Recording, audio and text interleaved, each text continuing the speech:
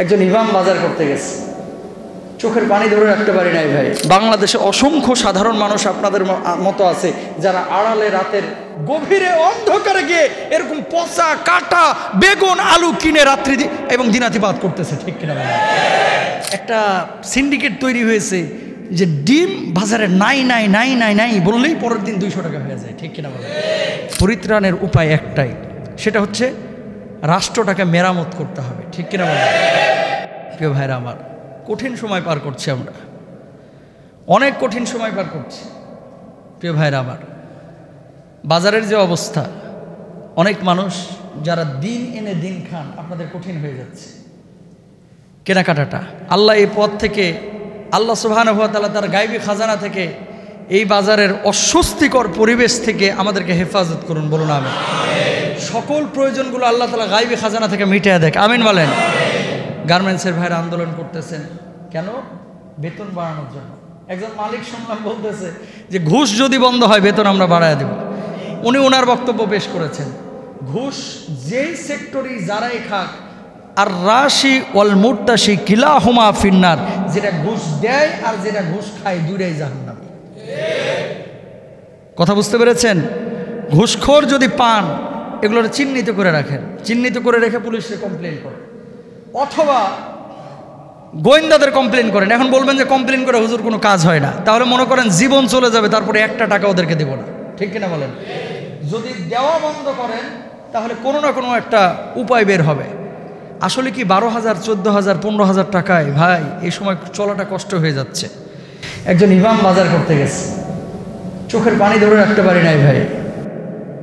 গার্মেন্টসের কর্মীরা যেমন বেতন পায়, এদেশের ইমাম মুয়াজ্জিনরা এর চাইতে কম পায়। এই মসজিদের কথা বলতেছি না, গোটা দুনিয়ার একই চিত্র। গার্মেন্টসের কর্মীরা যা বেতন পায়, কিন্তু গার্মেন্টসের এরা আন্দোলন করতে পারে, বাংলাদেশে কোনো হুজুর আন্দোলন করতে পারে না। যে ইমাম বেতনের জন্য আন্দোলন করবে, ওই ইমামকে আসরের আগে বিদায় করে ছাড়বে, ঠিক কিনা বলেন? আসরের জন্য তোমার না দেখি, ঠিক কিনা? ময়মনসিংহের সম্ভবত ইমাম সাহেব বাজার করতে গেছে। আহা, কি জবাব দিবেন আল্লাহর কাছে? শুনেন, সব মসজিদ ফকির এটা মনে করেন না ভাই। কিছু মসজিদের কমিটিদের মানসিকতা ফকির, সব মসজিদ ফকির না। ময়মনসিংহে দেখলাম ওই লোক বাজারে গেছে, বাজার করতে যা একটা হচ্ছে আলু, যেটা হচ্ছে ফ্রেশ, আর কিছু আলু পাওয়া যায় বাজারে যেগুলো এক সাইড পচে গেছে, ওগুলো কাইটা কেটে বেছে অর্ধেক দামে, তাই না? 30 টাকা 32 টাকা কেজি। ইমাম সাহেব মানুষ, হাফেজ সাহেব মানুষ, মুরব্বী মানুষ, বয়স 60-এর উপরে হবে।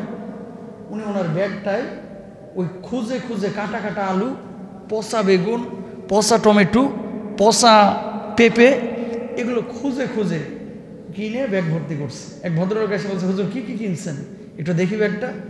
ব্যাগটা খুলে দেখে যে এই অবস্থা। এটাতে এক হুজুরের চিত্র। বাংলাদেশে অসংখ্য সাধারণ মানুষ আপনাদের মতো আছে যারা আড়ালে রাতের গভীরে অন্ধকারে গিয়ে এরকম পচা কাটা বেগুন আলু কিনে রাত্রি এবং দিনাতিপাত করতেছে, ঠিক কিনা বলেন? এটা থেকে পরিত্রাণের উপায় কি? পরিত্রাণের উপায় একটাই, সেটা হচ্ছে রাষ্ট্রটাকে মেরামত করতে হবে, ঠিক কিনা বলেন? মেরামত কারা করবে? বাজার সিন্ডিকেট ভেঙে চুরমার করে ফেলতে হবে, ঠিক কিনা বলেন? যারা কৃত্রিমভাবে আলুর দাম বাড়ায়, এই যে আলু কাল থেকে ভারত থেকে আসা শুরু হয়েছে, অটোমেটিক এখন দাম কমে যাচ্ছে। আরে হারামখোর, যেগুলো কোলেস্টেরলে রাখছিলি, জমা রাখছিলি, 150 টাকা করে আলু বেচে খাওয়াবি, তুই আলু খাবি, 150 টাকা লাভ করবি, পেটের মধ্যে তো জাহান্নামের আগুন তুই ঢুকাইলি, ঠিক কিনা? এটাকে মানা যায়? ইবলিসেও তো বিশ্বাস করবে না যে বাংলাদেশে আলুর এত সংকট। বুঝেন নাই কথা? ভালো মানুষ না, ইবলিসেও বিশ্বাস করবে না। যদি আপনি ইবলিসের কাছে যেয়ে বলেন যে আমার দেশে খুব আলু সংকট আছে, বিশ্বাস করবে না।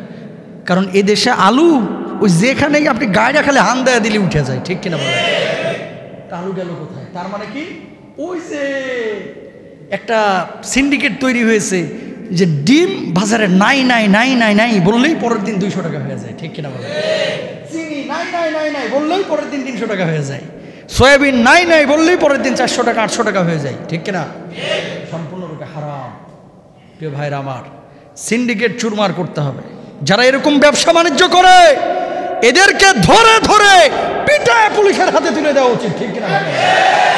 কারণ কি? এগুলো গরিব মানুষের সেন্টিমেন্ট নিয়ে খেলা করতেছে, আবেগ নিয়ে খেলা করছে। ইসলামী শরিয়ায় এই সমস্ত জিনিসগুলো হারাম। এগুলো কি? জোরে বলেন, আরো জোরে বলেন। আল্লাহ রাসূল বলেছেন, যারা বাজারে সম্পদকে জমায়া এভাবে কৃত্রিম সংকট তৈরি করবে, এরা আমার দলভুক্তই না। আল্লাহু আকবার বলেন না। সুতরাং প্লিজ, যারা আপনারা ব্যবসায়ী ভাইরা আছেন, মেহেরবানি করে কে কি করলো এটা দেখবো না। আমি আমার লাভের মধ্যে যতটুকু পারি মানুষকে ছাড় দিয়ে বেচা কিনা করার চেষ্টা করবো, ইনশাল্লাহ বলেন।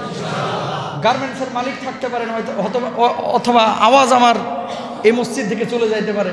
মালিকরা হয়তো মনে করবে, এই মোল্লা তুই বুঝিস কি গার্মেন্টসের, এরকম কমেন্ট কিন্তু করতে পারে। কথা বলেন না কেন? ওপর থেকে তুই গার্মেন্টসের বুঝিসটা কি? শুনেন, আমরা কিচ্ছু বুঝি না, মানলাম আমরা মূর্খ সূর্খ, আপনি তো অনেক বুঝেন। পৃথিবীর বুকে আল্লাহ তাআলা আপনার চাইতে আমার কম দেশ সফর করায় নাই। বাংলাদেশের মতো সস্তা শ্রম আছে এরকম আর কোনো দেশ নাই। কানাডায় যান, সকাল 9টায় আপনি অফিসে ঢুকেছেন, বিকাল 5টায় বাইর হওয়া মানে বিকাল 5টাতেই বাইরে হইতে হবে। 5:10 যদি হয়ে যায়, এই 10 মিনিটের লাগে আলাদা পেমেন্ট করা লাগবে। আর এই বাংলাদেশে কি নিয়ম জানেন? 9টায় ঢুকবে, ঢুকার সময় দেরি হইলে বেতন কাটা, আর ওইদিকে 3 ঘন্টা খাইয়া দিছে, এটার লাগে কোনো জবাবদিহিতা নাই। ঠিক কিনা বলেন? এগুলোর হিসাব কেমনে দিবেন? এই অধিকার তো ইসলাম আপনাকে দেয় না। আপনার সাথে আমার যেটা কন্ট্যাক্ট হয়েছে, সেই কন্ট্যাক্টের বাইরে আপনাকে আমি শ্রম দিব না। সুতরাং আমার দিক থেকে আপনি শ্রম নিচ্ছেন। গার্মেন্টস সেক্টরের আমার ভাই বোনেরা যারা কাজ করছে, এদের পরিশ্রমটা কি বিশ্বাস করেন? এদের পরিশ্রম যারা গার্মেন্টসে আছে তারাই জানে যে কি পরিমাণ। এদের চোখ নষ্ট হয়ে যায় অল্প বয়সে, সারাক্ষণ তাকিয়ে থাকতে থাকতে। এদের শরীরে পুষ্টিহীনতায় ভোগে। কারণ কি? খাবার দাবারের জন্য, পরিবেশ পরিস্থিতি, ঘোরাফেরার জন্য পর্যাপ্ত টাইম এরা পায় না, পর্যাপ্ত বিশ্রামের সময় এরা পায় না। নিজের জীবন যৌবন সব কিছু আপনার জন্য করে দিল, আপনি তাদের জন্য করবেন না? যদি না করেন, আল্লাহর আদালতে আপনারও দাঁড়াইতে হবে। সুতরাং প্রিয় ভাইরা আমার, দুর্নীতি আমরা সইব না, দুর্নীতি মানব না। যারা দুর্নীতি করে তাদের সাথেও আমরা থাকবো না, ইনশাল্লাহ বলেন। গার্মেন্টসের ভাইয়েরা বোনেরা এবং যারা মসজিদের ইমাম, যারা রিক্সাওয়ালা, ওই 2016 সালে আপনারা ভাড়া দিয়েছেন 20 টাকা, এখনো দিচ্ছেন 20 টাকা। কে বিবেকে কাজ করে না? আপনার বেতন তো 8,000 থেকে হয়ে গেছে 32,000 টাকা, তো রিক্সাওয়ালার 20 টাকা, ওটা 22 টাকা হয় না কে? বললো হুজুর আপনি দিয়ে আসেন। বিবেকের কথা বলতেছি, আবেগ দিয়ে ভাইবেন না। কি দিয়া? বিবেক দিয়ে একটু ভাইবেন। আপনার যেমন বাচ্চা কাচ্চা আছে, আপনার কাছে যেমন দাবি করে, আব্বু একটু মাছ হইলে আমার ভালো হয়, আব্বু আমার একটু ডিম হইলে ভালো হয়। রিক্সাওয়ালারও কিন্তু বাচ্চা কাচ্চা আছে, ইমাম সাহেবেরও কিন্তু বাচ্চা কাচ্চা আছে। তাদের বাচ্চা কাচ্চাগুলোও কিন্তু একটু ডিম চায়, একটু দুধ চায়, একটু গোশত খাইতে চায়। ঠিক আছে, আপনি হাঁস খান, আপনি দেশি মোরগ খান, আর এই ছিন্নমূল মানুষগুলো, এদেরও তো বাচ্চা কাচ্চা মন চায়। সুতরাং ইনসাফটা কায়েম করেন। রিক্সাওয়ালাকে ভাড়া দিতে 2 টাকা ভাড়া দিলে সমস্যাটা কোথায়?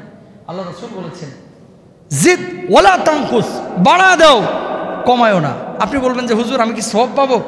আপনার ভাড়া 20 টাকা, আপনি জানেন ভাড়া 30 টাকা, ওই জায়গায় যদি 35 টাকা দিয়ে দেন, 32 টাকা দিয়ে দেন, আপনি ফকির হবেন না। আল্লাহর কসম আপনি ফকির হবেন না, আল্লাহর কসম আপনি ফকির হবেন না। কিন্তু আল্লাহ নবী বলছে, আল্লাহ তাআলা তোমার সাদাকার সওয়াব দিয়ে দেবে।